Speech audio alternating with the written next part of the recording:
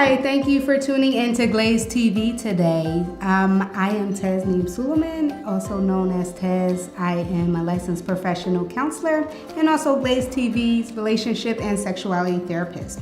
Today we are so excited. We have a group of beautiful, dynamic women here to talk about all things relationships, and you guys are all invited.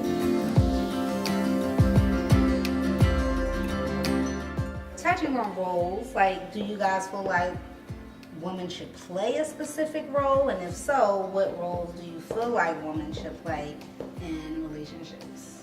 I feel like that's a loaded question. I mean, the funny thing is I've gone back and forth about this because as I've seen my friends get married and you get a little bit older and wiser and you see things, and I'm like, they need a lot of help. So when they say helpmate, they really need a helpmate. And they help us too in certain ways, but I was like, I feel like they need a lot more help. God made man a certain way, made woman a certain way, whatever, what we bring to the table. But I was like, when I see what women do, like, I feel like, God is a woman. Somebody told me this one day, like an older, how like you get that advice from like older, majorly more women, and somebody said like, yeah, they do that so that they don't have to do it, because after a while you just feel like it's extra work for me to get you to go get it, so I'll just go get it. And then we start to enable the whole, I'll just handle it. And so the next thing you know, it's like, they sitting on the couch, they're watching TV, and I started to notice, like, when we had a kid, I'm like, why is it that I will be like on the phone, cooking, working, I will be doing 5 different things. He'd be on the couch watching TV. My dude would be like, Mommy, can you? And I'm like, I don't get it. I'm like, I'm doing it. And I was like, well, your dad is right there. That's him. She's like, Daddy's relaxing. That's when I was like, no. I was like, this ain't fair. This is so not fair. But I think we have that innate nature to go in and like handle things and take care of things. But I also think that men like are used to that. Like, I mean, and I don't know if it's the motherly thing, like you said. It's like sometimes like looking to be mothered. I feel like women like, like they love their sons and they raise their daughters. Because like there's something different in the way that women, I think, parent men or boys. But when men get into a relationship, it's like, oh good, like, are you gonna do this and cook this? And my mom did it like this, and I'm like, yeah. So we're natural enablers. We are, basically. Need some more wine. Right. Let's just drink the whole bottle. Right. We can't help it. Yeah. But I think also women, we're multitaskers. So sometimes we do things, like I could literally like work on lesson plans, check my son's homework, and make sure I flip the chicken on the stove all at the same time. Yeah. And I think I'm not frazzled with it. My husband be like, oh. I'm like, you know what, just sit down. I got it. But that again is enabling him because he knows I got it. Right. Yeah. When it comes to like genders, like women and men's brains do differ. They say like women's brains, like our connectivity like will go from like left to right hemisphere. It connects to all of these different areas, whereas men's brains like will stay in like one hemisphere. So it's like while we can multitask or while we are so detail oriented, whereas men are like, oh, if I'm watching a game, I'm watching a game. I think it depends on the relationship. When I go back to thinking about what I really need, I'm going to be looking for a partner, somebody who can meet that need. Yeah. And then my role will adjust to their role. It is certain things that I feel like women are like I'm like, yeah, of course, I'm not taking out the trash. That's not my job. But then at the same time, when I'm like, well, how come you can't like do the laundry or cook sometimes? Like, that's not my job. Like, do we have a double standard when we're like, we want the roles to fit? Well, we want them to fit, right? Like, and when we don't want them to fit, we're like, dude, like I'm not lifting anything. Like I feel like house stuff is men's stuff. Like, so am I kind of like, like way behind in the times in that sense. But then I'm also like, wait, but I'm also like a career woman and I work 10, 12 hours a day sometimes. And like, why can't I come home to a meal and it's already done? Exactly. Like, how confusing is that for a man though? I kind of feel bad. I feel so bad for men. I feel so bad for men. I would not want to be a man. This is what you get out of it. Because if you're just doing it, if it's like you're like, well, I don't want him to do it because I'm a woman and I don't need that. I'm independent. Like if it's like, I mean, really, is that serious? Like, I feel like with age and all that, I've been married for a while. Like, I'm with you. I'm like, listen, I don't want to mow. I'm not mowing no lawn. I ain't taking no trash. Right. I'll cook you something. That's fine. You can trade it off. Like, I don't feel like I have to prove a point. Yeah. So I already know who I rules. Yeah. But it's like, I think it's just a give and take. When you're in a relationship and you're with someone that you're going to be there till the death do you part, like seriously, there's a give and take. There's some things that you sacrifice, some things he sacrificed, but we're in it together. And I think that's the difference in terms of gender roles, or just in men roles and women roles, or just roles that you put in your relationship. Like we both work. So do the rules of the roles differ depending upon the relationship? I also feel like this whole like, this is woman's job or men's job, I do feel like that's outdated, because I feel like every person, male or female, has masculine and feminine energy. It's like in certain areas where I'm like, yeah, work, I'm the boss. Yeah. Like, but when I come home, I don't want to be the boss. And being honest up front. Yes. Because a lot of times people put on a facade because they want to win a man or win a woman. And then you marry them, you're like, yo, I didn't know you was like this. Who's dating you were like this. Like, I was bamboozled. Like, okay. But I think that whole thing is like just being honest and open, and just being yourself at the beginning. And just knowing that what you see is the truth.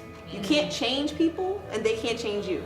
All right, so we're talking about roles. So now this makes me think about, ladies, like balance in a relationship. How important do you guys feel that it is to have a balance in a relationship when it comes to either, you know, finances or parenting, or like, you know, task, duties, you know? What do you guys feel like about the balance ratio? Is there a ratio? I don't know, I feel like that's a cliche a little bit, because I think it's more about strengths. So like you might have one person in a relationship might be better with finances, where the other one doesn't. They should not be in charge of paying bills. That's not their strength. So the, you know, the other person. Again, you talked about earlier about cleaning and stuff. You might have one person in a relationship that's like a stickler, and they're like, I like things this way or that way. So I don't know. I mean, when it comes to roles, I just think you gotta play off each other's strengths. Like you said, complement each other. But I guess the balance comes in when one person's maybe doing too much. That's why I feel like if you're doing the finances, if you're taking care of the kids, if you're cleaning the house, and you're cooking, I feel like that could be very overwhelming. I think that's where the balance might come in. So I think it's, you know, it's so important. We talk about communication, but really stating what you need and going back to knowing who I am. Because I can't tell you what I need if I don't know who I am. And what you say with communication is so real, because sometimes we don't communicate, and then we start being very vindictive, and we just harbor a lot of like hate because we don't speak it. Because in our minds, we're like, you should know what I'm thinking. Yes. I should have to say say all the time. I've learned, like, we're married 14 years now, and I've learned that I have to tell you, I have to speak. You're not my mind reader, you're my husband. And I have to realize that. So I'm like, babe, I'm exhausted. Can you do? He's like, oh sure, I didn't know you. Yeah. Just ask me, whatever. But I have to know, I have to open my mouth and say something. We tend to give love and show love to our partners in the way in which we would most like to receive it. And so it's like, okay, if acts of service is what would make us feel most loved, we give a lot of acts of service.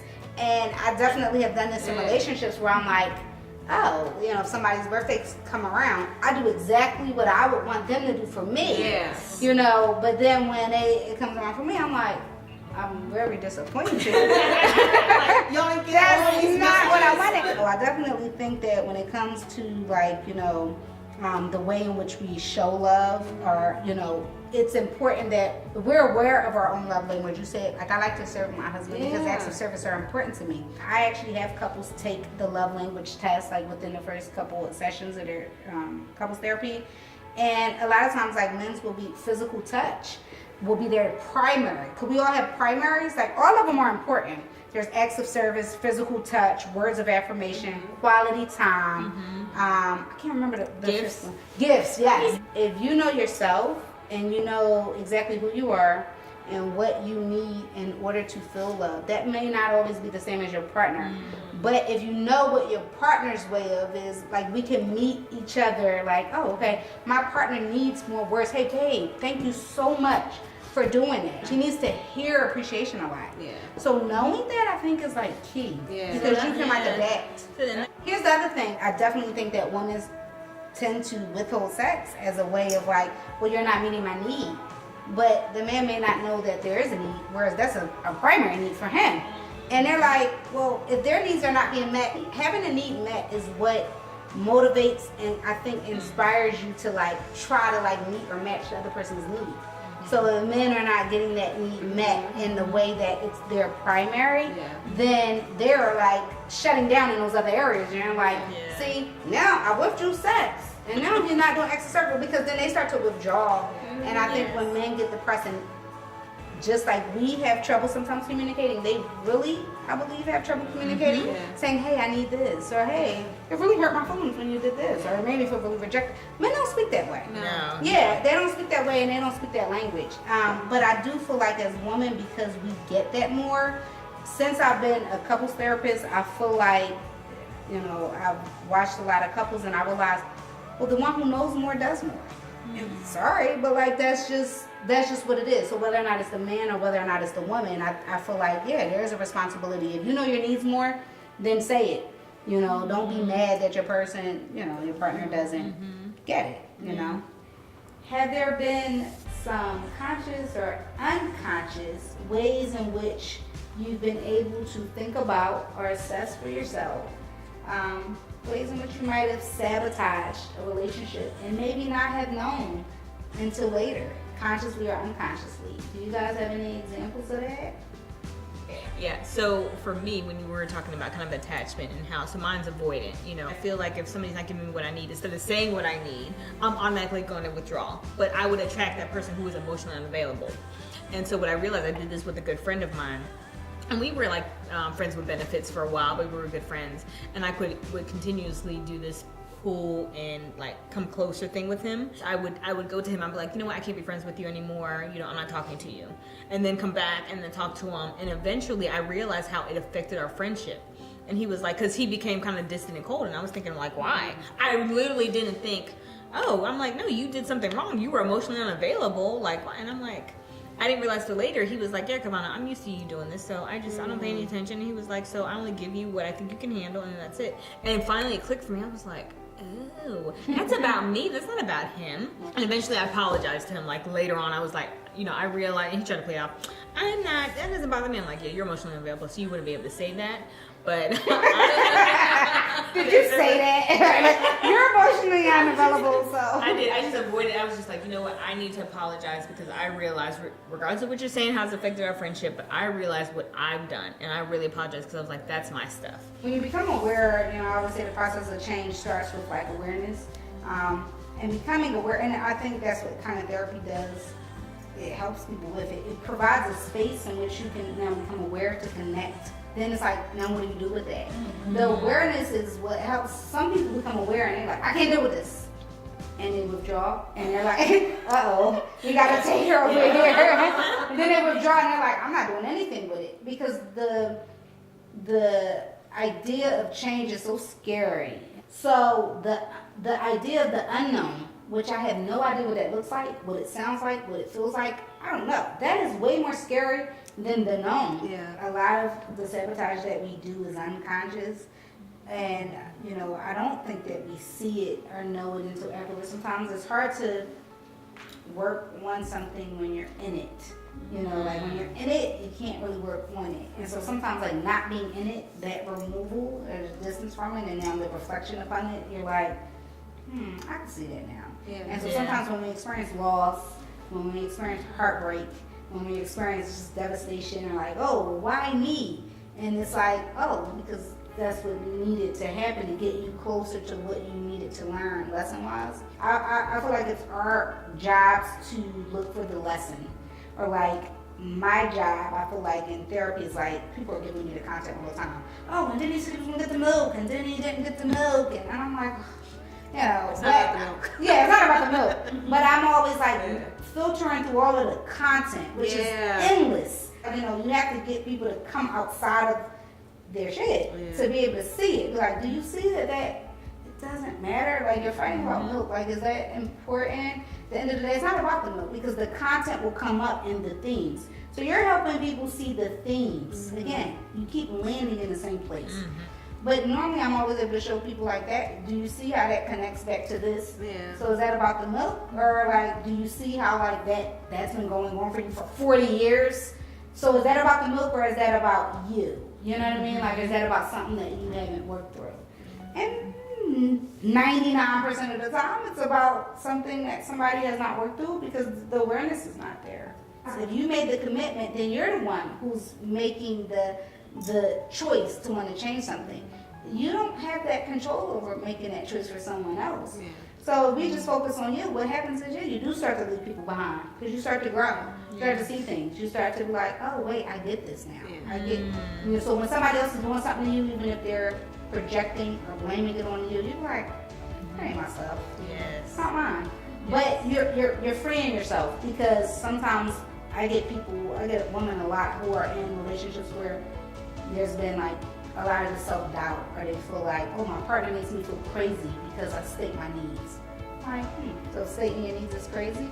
When it's like the healthy emotional thing to do is to be able to know your needs. And state it. It's so hard to know them, to identify them, to label them, and then to express them. To me, that's like, you like a boss, bitch, and you can do all of that. Yeah. So if you're able to do that, and you're expressing it in a way that is not rude, critical, mean, like defamatory in some way, and somebody's like, you're crazy, I'm like, it frees you. You're like, oh wait, that actually is the goal. I'm doing that.